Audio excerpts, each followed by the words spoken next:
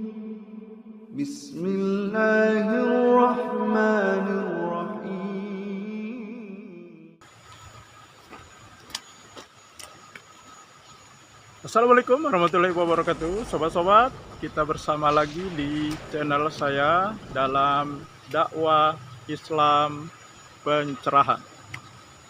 Sobat-sobat, baik yang pro maupun yang kontra, nanti akan saya tayangkan cuplikan video sobat-sobat.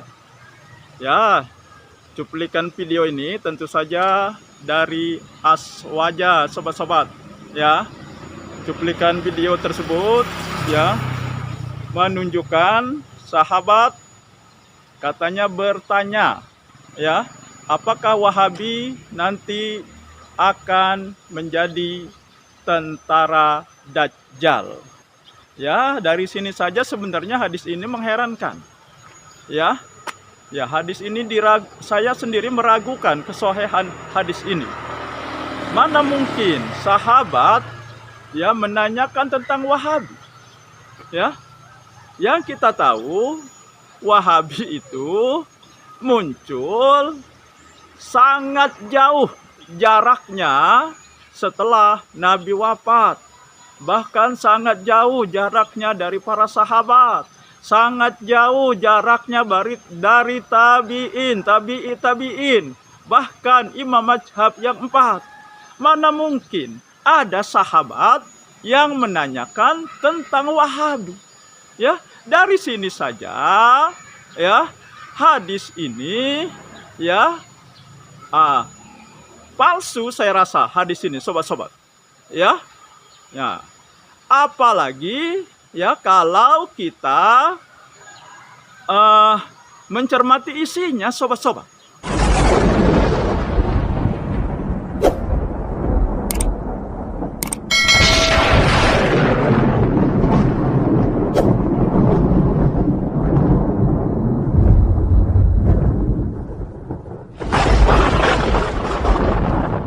Baiklah sobat-sobat.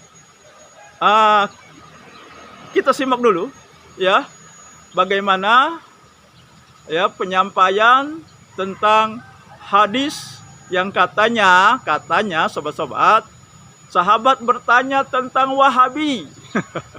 Ya, kita simak saja sobat-sobat.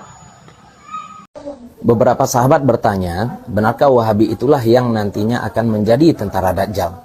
Mereka menanyakan ini karena beberapa indikator. Di antaranya hadis yang diriwayatkan oleh Imam Ahmad rahimahullah. Yakhruju qauman min qabilil masyriq yaqra'una al-Qur'ana la yujawizu taraqiyahum kullama qata'a qarnun nasha'a qarnun hatta yakhruja fi baqiyatihim ad-dajjal. Akan keluar kaum dari timur, mereka membaca Al-Qur'an tapi tidak melewati tulang selangkah mereka. Setiap padam satu generasi muncul pula generasi lainnya sehingga keluar pada sisa-sisa mereka itu Dajjal. Indikator pertama adalah kaum ini muncul dari timur. Dan memang Najd sebagai tanah kelahiran Wahabi itu berada di timur daerah Hijaz, tempat Nabi Muhammad menyebarkan Islam pertama-tama. Mereka membaca Al-Quran tapi tidak melewati tulang selangkah atau tenggorokan mereka. Ya, ini juga kita lihat bagaimana sebagian mereka mensyirikkan wasilah dan tabaruk. Ada juga yang ingkar karamah.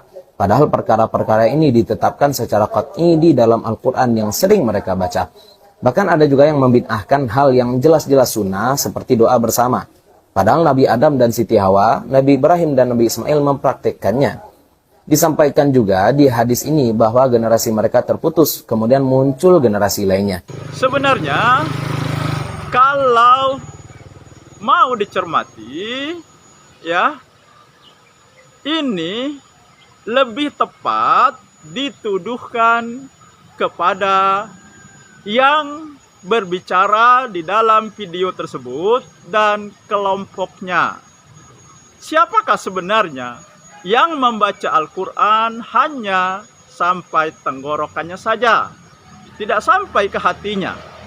Ya, nah bukankah mereka ya yang mereka ikuti bukan Al-Quran? Padahal sudah jelas ya Allah mengingatkan, jika kamu berbeda pendapat, kembalikan kepada Allah dan Rasulnya, kembalikan kepada Al-Quran dan Sunnah Nabi. Tapi kan mereka ini lebih ikut kepada ulama, ya, bukan kepada Allah dan Rasulnya. Jadi kalau mau jujur, siapakah sebenarnya yang membaca Al-Quran hanya sampai tenggorokannya saja? Nah, kita tilik dari amalan-amalan mereka. Banyak amalan-amalan mereka yang menyelisihi sunnah Rasulullah, bahkan menyelisihi para sahabat, menyelisihi tabi'in, tabi'ut tabi'in, imam mazhab yang 4. Ya, misalnya wasilah dan tabaruk yang dikatakannya juga karomah, yang dikatakannya ada di dalam Al-Quran. Ya, jangankan di dalam Al-Quran, di sunnah Nabi saja tidak ada, ya, wasilah, tabaruk, karomah seperti yang mereka amalkan. Wasilah, tawasul, bolehnya kepada orang yang masih hidup, minta didoakan, atau dengan amal kebaikan kita sendiri. Itu baru dibolehkan.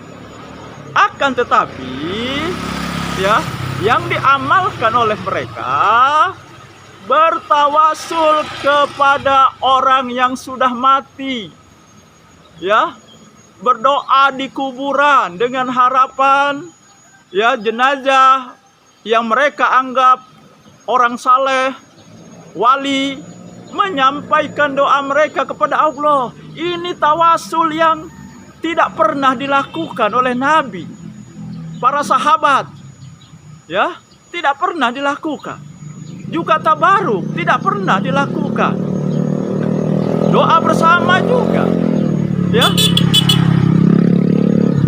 jelas sekali, sobat-sobat, ya, kita disuruh, ya, di surat Al-A'raf, sebutlah nama Tuhanmu di dalam hati, dengan lembut di dalam hati, dan tidak mengeraskan suara, ya, apalagi dilakukan bersama-sama dan suara keras juga, ya. Nabi berzikir keras itu kalau mengajarkan. Nah, jadi sobat-sobat, ya, tuduhan yang disampaikan di dalam video ini berdasarkan beberapa indikator, jelas indikator itu jauh panggang daripada api kalau disematkan kepada Wahabi. Akan tetapi indikator itu sebenarnya lebih tepat disematkan kepada yang berbicara di video itu dan kelompoknya. Dan fakta yang tidak terbantahkan, bukankah dua kota yang tidak mampu Dajjal memasukinya adalah kota suci Mekah dan Madinah? Mana mungkin, ya, kota yang Dajjal tidak bisa memasukinya sekarang pengelolaannya dipercayakan kepada Wahabi. Seandainya Wahabi itu nanti akhirnya menjadi tentara Dajjal, kan tidak mungkin Allah menyerahkan perlindungan kota Mekah dan Madinah kepada yang mereka sebut dengan Wahabi. Jadi tuduhan Anda itu tidak masuk akal. Tuduhan Anda itu jauh panggang daripada api. Tuduhan Anda itu lebih cocok ditujukan kepada Anda sendiri dan kelompok Anda. Nah, jadi sobat-sobat, ya, tidak benar apa yang disampaikan oleh yang berbicara di cuplikan video ini. Dan hadisnya juga diragukan.